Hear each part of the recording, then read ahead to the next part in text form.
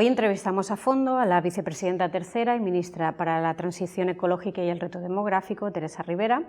Su carrera política ha girado en torno a dos temas que están de máxima actualidad y son de máxima importancia, como el cambio climático y la transición energética, una experiencia que la ha convertido en todo un referente en las políticas europeas. Funcionaria del Cuerpo Superior de Administraciones del Estado, fue directora ejecutiva del Instituto de Desarrollo Sostenible y Relaciones Internacionales hasta 2014, una de las instituciones mundiales clave en el desarrollo de las políticas de sostenibilidad. Bienvenida y muchas gracias por atendernos. Hola, muy buenas, encantada, un placer. Nuestra primera pregunta es relacionada con el tema de los precios de la electricidad. La semana pasada estuvimos inmersos en una especie de tormenta perfecta, una ola de calor que aumentó la demanda eléctrica en todo el país, por un lado, y los altos precios del gas y de los derechos de emisiones de CO2, por otro. El resultado fueron un aumento de los precios con récords históricos.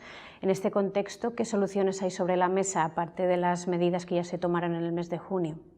Es verdad que fue una tormenta perfecta y muy duro, porque cualquiera siente empatía por la sensibilidad que tiene este asunto en las economías domésticas, pero también en la recuperación económica de la industria, de los servicios. El precio de la luz es clave, fundamental. Y al mismo tiempo creo que hay que ser honestos y reconocer que hay algunas variables que quedan fuera de nuestro control y por tanto tenemos que seguir trabajando para que no haya variables que queden fuera de nuestro control, porque nuestro modelo energético sea un modelo de proximidad, eficiente, renovable, inteligente. Y en aquellos campos en los que vemos reflejada en la factura de la luz costes que podemos reducir, ver cómo lo hacemos. Por eso lo que hemos hecho ha sido esforzarnos de manera provisional en el tercio de nuestra factura que representan los impuestos, suspendiendo provisionalmente parte importante de los impuestos sobre la electricidad, hasta tanto tengamos una reforma fiscal adecuada, y trabajando para reducir el otro tercio que no es energía, pero que son aspectos muy importantes relacionados con la electricidad, como pueden ser el transporte de la electricidad, como puede ser el apoyo a la industria, a la cogeneración, el cubrir esas primas a las renovables históricas que fueron las pioneras que nos han permitido llegar hasta aquí, o la cobertura de la transición justa en muchos aspectos clave para consumidores o para trabajadores. ¿Qué hemos hecho? Mantenernos en todas las líneas que teníamos que tocar, garantizando ese escudo social, que ya lo hicimos en su momento con total lealtad al gobierno cuando estábamos en la oposición, exigiendo que no se pudiera suspender el suministro eléctrico a los consumidores vulnerables en riesgo de exclusión social, buscando cómo ampliar la cobertura del bono social con un bono social térmico, con un bono social eléctrico, buscando cómo reducir esa parte asociada a cargos y buscando cómo, como decía antes, reaccionar inmediatamente y con flexibilidad. ¿Qué nos queda por hacer? Pues nos queda acelerar esas reformas legislativas que están hoy en el Parlamento para que entren en vigor cuanto antes. Nos queda revisar la tarifa regulada para que los consumidores no perciban con preocupación la volatilidad de algo que hasta ahora ha sido útil, que les ha ofrecido precios baratos, pero que ahora les preocupa por cómo puede evolucionar en el medio plazo. Tenemos que pensar en algunas de las condiciones clave de la generación eléctrica a medio plazo. No puede ser que las concesiones hidráulicas de hace muchos años sigan manteniendo sus condiciones para las nuevas concesiones. Hay que repensar todo esto también.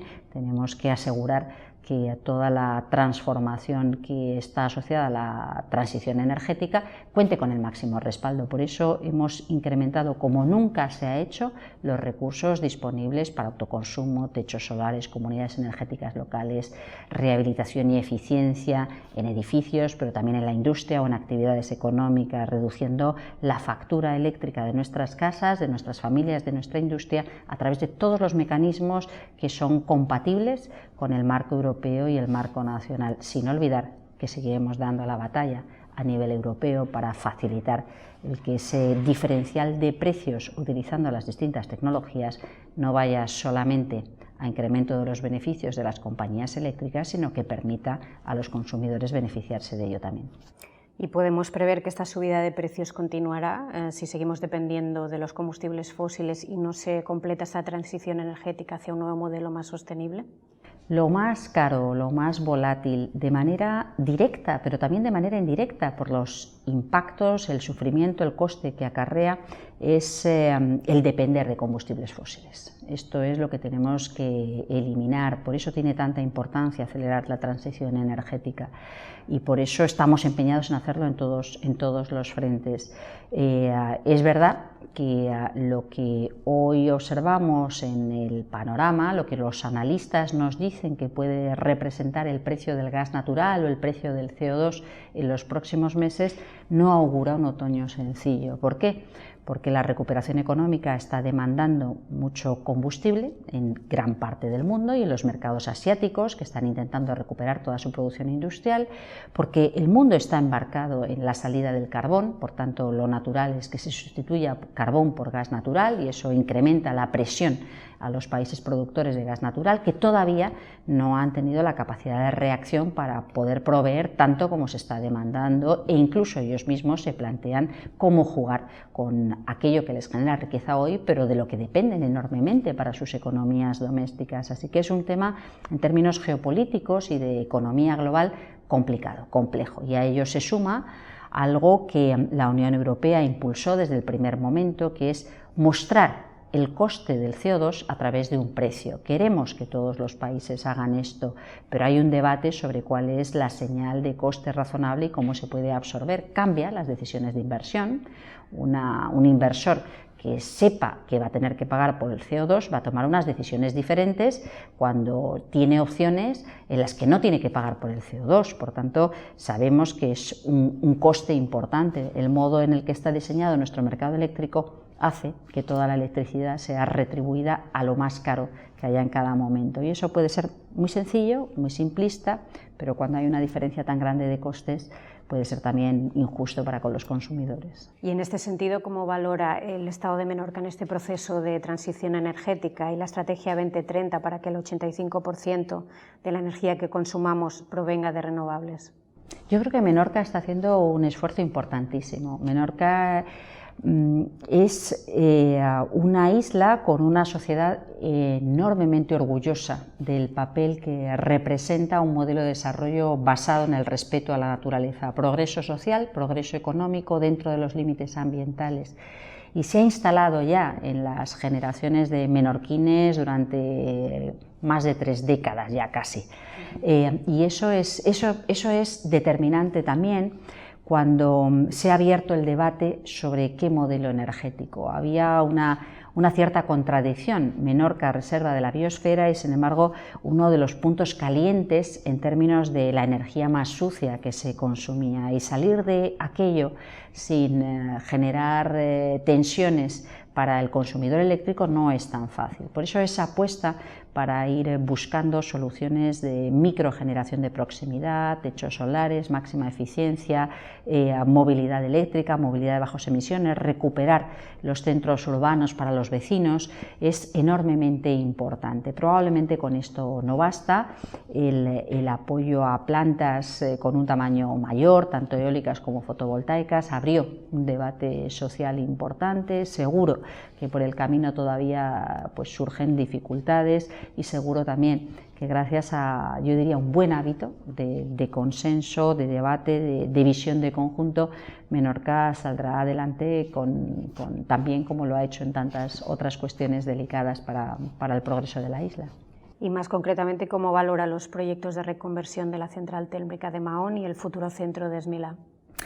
Yo creo que este es uno de los puntos críticos. Estamos trabajando de cerca tanto con la empresa que gestiona la planta como con el gobierno, los ayuntamientos implicados. Desde el Ministerio sabemos que es importantísimo el poder acometer este cambio lo antes posible, idealmente para poder respaldar desde el principio inversiones que garanticen una isla 100% renovable, buscando hasta dónde se puede gestionar con baterías, almacenamiento, toda la capacidad de respaldo al despliegue renovable, que se vería reforzada evidentemente con el cable, con la capacidad de interconectarse con otras islas y a través de otras islas con la península, pero lo más importante es hacerlo con las máximas garantías para que no haya ningún menorquín que tenga la preocupación de poder tener que volver a vivir esa pesadilla que se vivió hace poco más de un año con el apagón de la rotura del cable y del tendido dentro de la isla.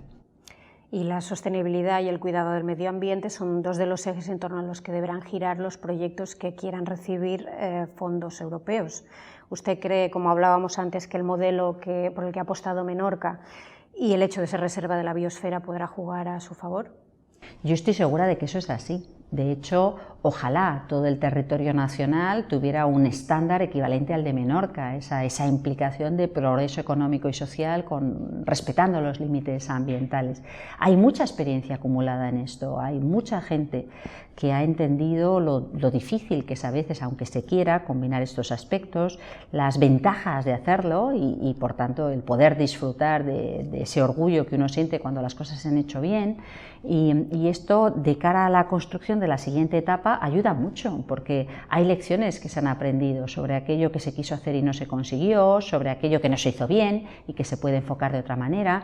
Así que estoy convencida de que este dato, junto con esa tradición a la que aludía antes de buscar sinergias y respeto entre los distintos municipios y el Consell, intentando resolver las cuestiones pensando siempre en el interés más allá de cada uno de los términos municipales, va a ser absolutamente determinante para el éxito en la identificación de proyectos, en su aplicación, su operativa, pero también yo creo en el hecho de poder convertirse, como lo ha hecho en otros muchos frentes, en un referente sobre el que los demás también podemos aprender cómo hacer las cosas mejor.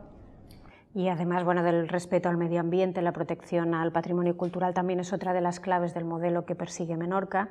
Tenemos, por ejemplo, ahora el caso de las llamadas casetas de Burera, que hay un frente común que demanda parar las órdenes de demolición que están tramitadas por la Dirección de Costas. ¿Qué postura tiene usted al respecto?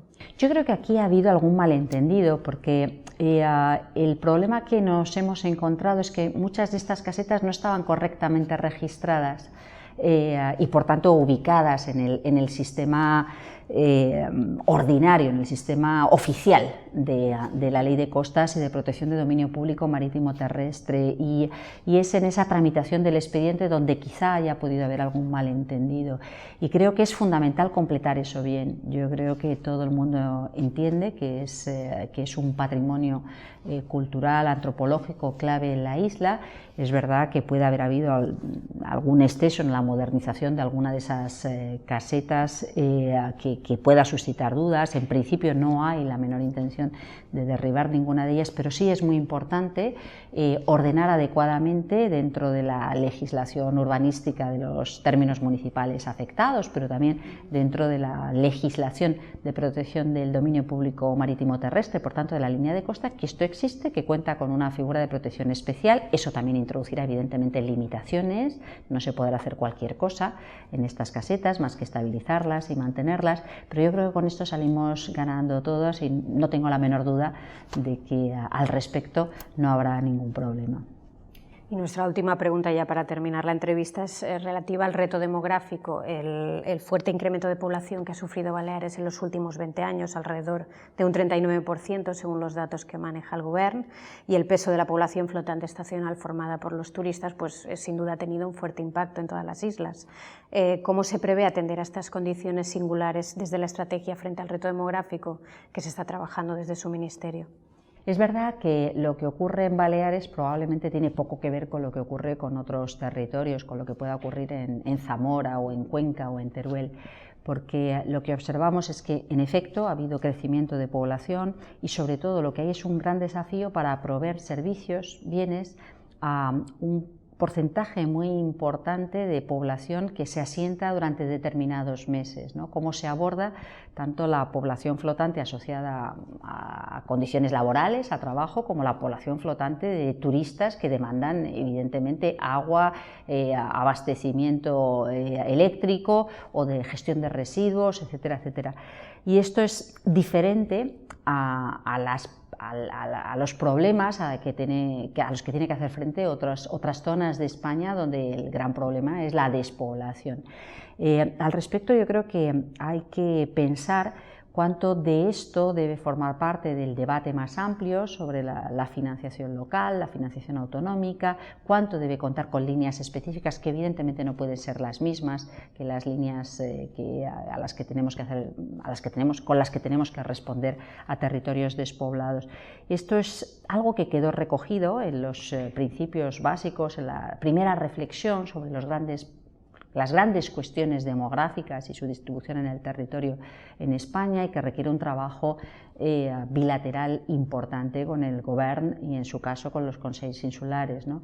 Y en ello estamos. Me parece que hay cuestiones básicas como el acceso a vivienda, por ejemplo, o algunos de estos suministros a los que aludía antes, que pueden ser comunes con otros territorios y otros que reflejan precisamente la situación inversa. Y bueno, pues yo creo que se está avanzando razonablemente. El Govern Balear tiene una consejería que se ocupa expresamente de este asunto, con la que estamos trabajando bien, yo diría que estamos trabajando muy bien.